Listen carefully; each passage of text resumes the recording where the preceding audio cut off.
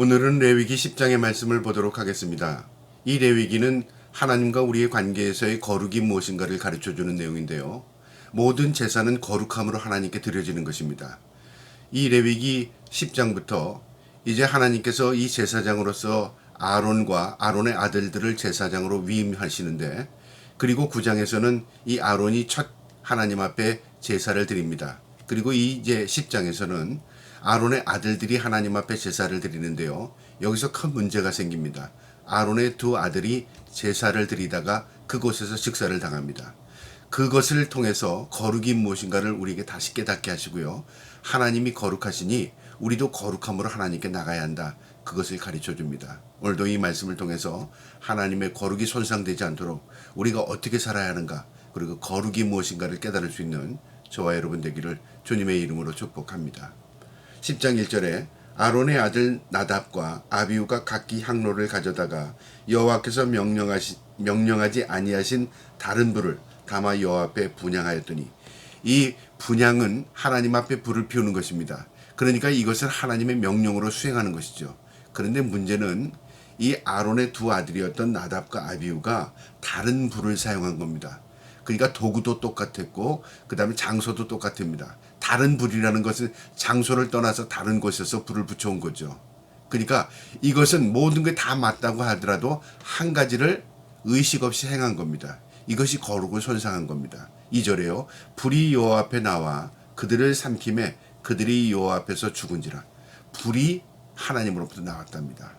그래서 심판한 겁니다. 그래서 그들이 제사를 드리다가 죽은 거죠. 3절에요. 모세가 아론에게 이르되 이는 여호와의 말씀이라 이르기를 나는 나를 가까이 하는 자 중에서 내가 거룩함을 나타내겠고 온 백성 앞에서 내 영광을 나타내리라 하였음이라. 아론이 잠잠하니. 모세가 아론에게 왜 죽은 것에 대한 걸 이야기하는 겁니다. 하나님은 거룩하시다. 하나님 거룩하심을 스스로 드러내시고 거룩함을 스스로 보존하신다, 그 말이죠. 그게 하나님의 영광입니다. 그런데 이 아론의 아들들이었던 나답과 아비후가 제사의 형식은 맞았으나 하나님이 지시하지 않은 다른 불을 가지고 와서 불을 붙이려고 했다. 이것이 결국 하나님의 거룩을 손상한 것이다, 그 말이죠. 우리가 오늘날도 올림픽 정신 그렇게 말하고요. 올림픽을 시작할 때 그 성화를 어디서 붙여옵니까? 그냥 하는 나라에서 불을 붙여서 그 올림픽을 시작하나요? 아니에요. 성화 봉송하는 그 여정이 굉장히 깁니다. 며칠이 걸립니다.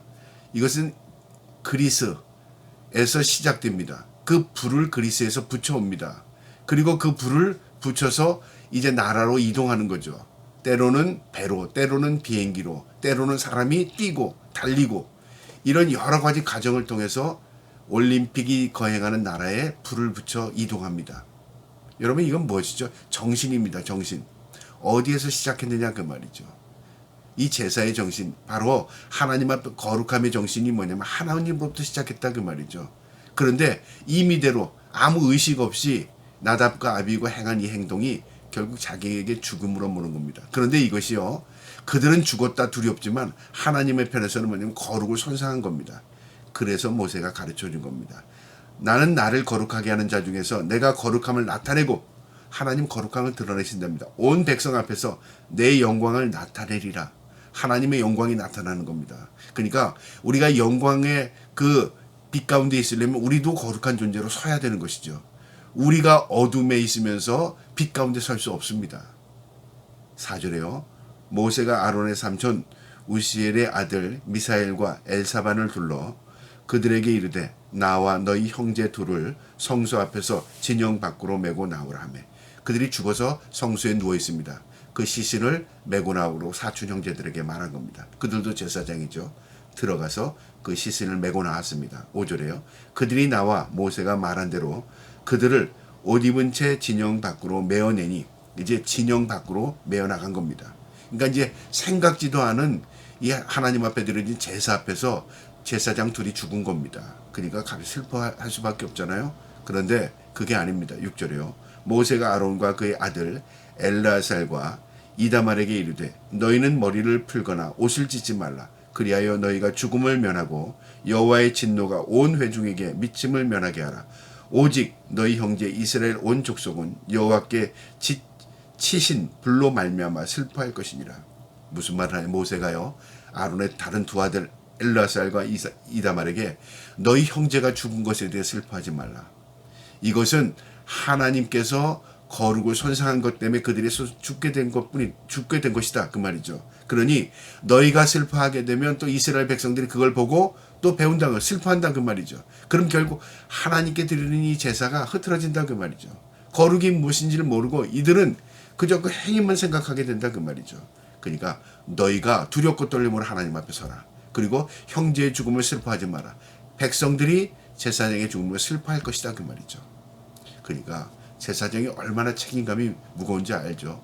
하나님께 나간다는 게 두렵고 떨리는 겁니다. 그게 특권이 아닙니다. 그게 무슨 자랑하고 그게 교만할 게 아닙니다. 하나님께 두렵고 떨림으로 서는 직정이라 그 말이죠. 우리가 하나님 앞에 거룩한 제사장의 직분을 받은 겁니다. 이거는 목사만이 아니라 우리 모든 성도가 그렇습니다. 내가 예수를 믿으면 하나님께서 우리의 거룩한 백성으로 삼아주시고요. 왕같은 제사장, 거룩한 나라의 백성으로 하나님이 인쳐주신 겁니다. 그래서 우리는 거룩한 제사장처럼 살아가는 것, 하나님 그거 기뻐하시는 거죠. 이게 거룩입니다. 7절에요. 여호와의 관유가 너희에게 있은즉 너희는 회막문에 나가지 말라. 그리하면 죽음을 면하리라. 그들이 모세에게 말대로 하니라. 관유가 너희에게 있은즉 회막문에 나가지 말라. 무슨 말이냐면 그들은 제사장의 직분을 받을 때요 기름 부음을 받았습니다. 관유, 기름으로 구별한 그 임직식을 가진 제사장들이라 그 말이죠. 그런데 너희가 이 자식의 슬픔, 형제의 슬픔을 애도하기 위해서 너희가 회막문을 나가게 되면 너희도 죽게 된다 그 말이죠. 우선순위를 분명히 하죠. 죽음 슬픈 겁니다. 그것도 자식의 슬픔, 형제의 죽음 슬픈 겁니다. 그러나 하나님보다 앞설 수 없다 그 말이죠. 하나님의 일을 거룩하게 수행하는 것이 제사장의 직분이라고 말이죠. 그 슬픔은 다른 백성들이 슬퍼할 것이다. 너희는 너희의 직무를 거룩하게 수행해라 그 말이죠. 그 제사장이 잘못해서 죽었다면 그 다음 그 제사장은 그것을 경각심을 가지고 더 하나님 앞에 거룩함으로 제사해야 된다 그 말입니다. 8절에 여호와께서 아론에게 말하여 이르시되 너와 내 자손들이 회막에 들어갈 때 포도주나 독주를 마시지 말라. 그리하여 너희 죽음을 면하라. 이는 너희 대대로 지킬 영원한 규례니라. 여기 자손들에게 뭐라고 경고하냐면요. 회막에 들어갈 때 독주나 포도주를 마시지 말라. 아마 나답과 아비후가 술을 마시고 제사장으로서의 임무를 수행했는지 그건 알 수 없지만요. 이렇게 술과 독주를 마시지 말라. 너희 죽음을 면하리라. 이 말을 한 것을 보면요. 하나님께서 아론에게 하신 말씀을 보면 이들이 의식 없이 하나님 앞에 나갔던 것 같아요. 그러니까 그들이 의식 없이 한 행위가 결국 다른 부를 취하게 됐고 그 행위로 인하여 그들에게 죽음을 이룬 거다 그 말이죠. 그러니까 정신 바짝 차리고 하나님 앞에 서라. 거룩함으로 살아라 그 말이죠. 의식 없이 살다 보면 너희의 그 잘못으로 너희가 죽게 된다 그 말입니다. 10절에 그리하여야 너희가 거룩하고 속된 것을 분별하여 부정하고 정한 것을 분별하고 너희가 정신을 바짝 온전한 정신으로 살아가야 거룩이 무엇인지 속된 것이 무엇인지 부정한 것이 무엇인지 정한 것이 무엇인지 그걸 구별한다 그 말이죠. 여러분 흰 것과 검은 것이 섞여서 멀리 있으면 회색빛이 비칩니다. 이것도 저것도 다 비슷해 보입니다. 가까이 가서 보면 흰 것과 검은 것이 섞인 걸 보입니다. 구별할 때는 어떻게 하죠? 흰 것을 검은 것을 구별합니다. 색깔별로요. 그 한쪽엔 검은 것, 한쪽에 흰 것 분명히 드러나게 되잖아요. 우리가 이 땅에 섞여 사니까 회색지대 같이 비슷해 보입니다. 그러나 하나님 보시기엔 분명한 우리에게 색깔을 원하십니다. 어떤 색이야? 흰색, 거룩한 것, 정결한 삶. 이게 우리의 삶의 색깔입니다. 그때 우리가 하나님 앞에 거룩한 백성으로 사는 것입니다. 11절에 또 나 여호와가 모세를 통하여 모든 규례를 이스라엘 자손에게 가르치리라. 이제 하나님께서 이 제사 제도를 통해서 하나하나 가르친 것처럼 이제 제사장들을 하나하나 가르치는 겁니다. 그 과정에서 이 아론의 아들이었던 나답과 아비후가 죽게 된 것입니다. 12절에요. 모세가 아론과 그의 남은 아들 엘르아살에게와 이다말에게 이르되 여호와께서 드린 제물 중 소재의 남은 것은 지극히 거룩하니 너희는 그것을 취하여 누룩을 넣지 말고 제단 곁에서 먹되. 하나님께서 소재는 제사장에 취하게 했습니다. 그것은 너희가 성전 안에서 먹으라 그 말이죠. 하나님 주신 분깃이다 그 말이죠. 13절에 이는 여호와의 화제물 중에 내 소득과 내 아들들의 소득인즉 너희는 그것을 거룩한 곳에서 먹으라. 내가 명령을 받았느니라. 거룩한 것은요 행위만 거룩한 게 아닙니다. 먹고 살아가는 것이 모두 거룩인 겁니다. 제사장의 아들들도 그 제물을 먹었습니다. 그러니까 그것도 거룩입니다. 그러니까 삶의 전체에 거룩이 나타나야 된다고 말이죠. 거룩한 삶을 살아야 된다고 말이죠. 14절에 흔든 가슴과 들어올린 뒷다리는 요제를 의미합니다. 너와 내 자녀와 너와 함께 정결하게 한 곳으로 먹을지니 이는 이스라엘 자손이 화목제물 중에서 내 소득과 내 아들들의 소득으로 주신 것이라. 이 요제 이 소제는 하나님께서 하나님 받으신 것이고 그 제물은 이 제사장들에게 돌린 겁니다. 분깃으로.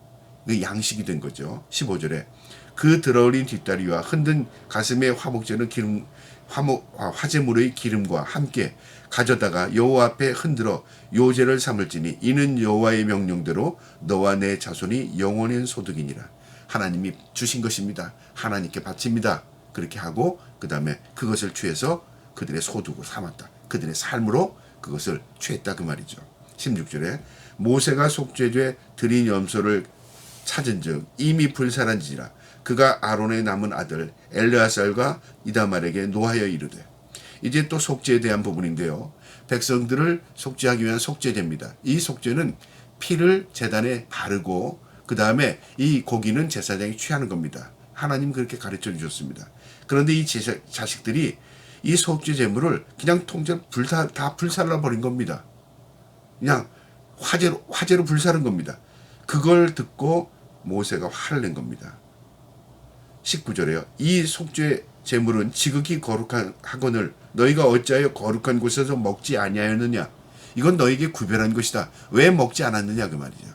이는 너희로 회중의 죄를 담당하여 그들을 위하여 여호와 앞에 속죄하게 하려고 너희에게 주신 것이니라. 백성들을 속죄하기 위해서 너희에게 다 관계가 있죠. 백성들이 하나님께 드린 것은 너희는 그냥 행위만 하는 것 끝나는 게 아니라 그 말이죠. 너희가 기여 있다 그러죠. 백성들이 속죄하기 위해서 너희에게 드려진 것은 하나님께 올라가는 겁니다. 그러니까 그들이 하나님께 드려지고 너희가 먹는 행위도 연결된 것이다 그 말이죠. 여러분 그냥 목사가 설교만 하고 그냥 교인들이 믿음으로 살면 되지 뭐 나는 어떻게 살든 그거 아니라 그 말이죠. 우린 연결고리 가운데 있습니다. 내가 거룩하니 너희도 거룩하라는 하나님 말씀처럼 우린 다 거룩으로 연결된 관계입니다. 백성들이 하나님 앞에 속죄하기 위해서 속죄제물을 드렸고 그 속죄물 취해서 하나님께 드려지고 피를 바르고 그 다음에 그 육류는 취하고 이게 하나님과 관계입니다. 그리고 제사장은 하나님 앞에 더 거룩함으로 하나님 앞에 제사하고 이게 모든 관계입니다. 거룩의 관계입니다. 그런데 이 자식들이 그 의식이 또 없었던 거예요. 그래서 이 두 아들이었던 엘르아살과 이다말이 그 이 속죄 제물을 다 태워서 번제로 드려버린 겁니다. 18절에 그 피는 성소에 들어오지 아니하는 것이니 그 제물은 내가 명령한 대로 거룩한 곳에서 먹어야 할 것이니라. 그것은 그렇게 하는 게 아니라 피는 제단에 바르고 그 제물은 너희가 먹어야 하는 것이었어. 그러니까 하나님이 가르친 대로 너희 하지 않았다 그 말이죠. 어떻게 해야 돼요? 또 죽어야 되겠죠? 근데 하나님의 은혜가 긍휼이 있었어요. 가르친다고 하셨습니다. 하나님께서. 19절에요. 아론이 모세에게 이르되 오늘 그들이 그 속죄제와 번제를 여호와께 드렸어도 이 일이 내게 임하거늘 오늘 내가 속죄 제물을 먹었더라면 여호와께서 어찌 좋게 여기셨으리요. 아론이 모세에게 뭐라 말하냐면 내가 하나님 앞에 제사하기 위해서 속죄와 번제를 드렸다 그 말이죠. 내가 거룩하게 하고 내가 정결함을 입고 제사장으로 수행했지만 그 일을 통해서 또 자식들이 죽었다 그 말이죠. 그리고 이것을 봤을 때 내가 속죄 제물을 또 먹어야 하는 것이 속죄 제물은 또 하나님 먹으라고 해서 먹는 게 마땅하다 그 말이죠. 모든 게 명령대로 하는 게 마땅하다 그 말이죠. 그런데 내가 이 속죄 제물을 먹는다는 것은 내가 거룩함으로 하나님 앞에 은혜를 입은 자로서 먹는 겁니다. 그런데 자신이 생각할 때 어떤 생각이 내 자식도 죽고 내가 이 제사를 통해서 내가 거룩하지 못하다는 걸 깨닫게 되는 겁니다. 여러분 제사장이 거룩한 제사를 드린다고 제사장은 계속 거룩해지나요? 아닙니다. 이 아론의 마음에 무슨 마음이 드냐면 내가 제사를 드릴지라도 나는 거룩하지 못하구나. 내가 거룩하지 못한 상태에서 하나님의 은혜를 입어서 거룩하게 지금 이 행위를 행하는 거구나. 그러면서 이 화목제물, 이것을 내가 먹는다는 게 부끄럽구나. 그런 생각도 있고요. 또 한편으로는 이 제 자식들은 죽어서 또 자식들은 제대로 해가지 못하는데 내가 이 일을 아비로서 감당하지 못하면서도 나는 또 아니다 하는 마음으로 내가 이 속죄제물을 먹는다. 그것도 아닌 것 같다. 그러니까 인간적인 마음이 든 거죠. 마음이 그렇다고. 그래서 내가 이 속죄제물을 먹지 않았습니다. 않았다. 이 모세에게 아론이 이야기한 겁니다. 20절에요. 모세가 뭐라고 말하냐면 모세가 그 말을 듣고 좋게 여겼더라. 무슨 의미하냐면 제사의 방법대로는 다 하지 않았을지라도 물론 행하면 다 행했습니다. 그러나 그가 먹는 것에 대해서 나는 먹지 못하겠다 하는 의미는 나는 거룩하지 못하다는 걸 표현한 겁니다. 이것을 좋게 여겼다. 이게 옳다가 아니라 그 마음 하나님 아신다 그 말입니다. 여러분, 우리가 아무리 거룩하게 산다고 할지라도 인간의 속성은 부패하고 타락했습니다. 하나님이 내가 거룩하니 너희도 거룩하라고 한다고 해서 우리가 거룩해지는 것도 아닙니다. 그러나 힘써야 합니다. 그러나 힘쓴다고 우리가 온전히 거룩해지는 것도 아닙니다. 중요한 것은요, 내가 힘쓰고 힘써야 하지만 그러나 내 속성은 죄인이고 나는 부패하고 타락한 존재다. 늘 의식하고 하나님 앞에 두렵고 떨림으로 살고 거룩함을 덧입기 위해서 힘쓰고 살아가는 것, 그거 하나님이 기뻐하신다 그 말이죠. 오늘 이 아론의 마음이 그 마음이라 그 말이죠. 저와 여러분이 이런 마음으로 하나님 앞에 두렵고 떨림으로 거룩함을 덧입고 살아갈 수 있기를 주님의 이름으로 축복합니다. 아멘.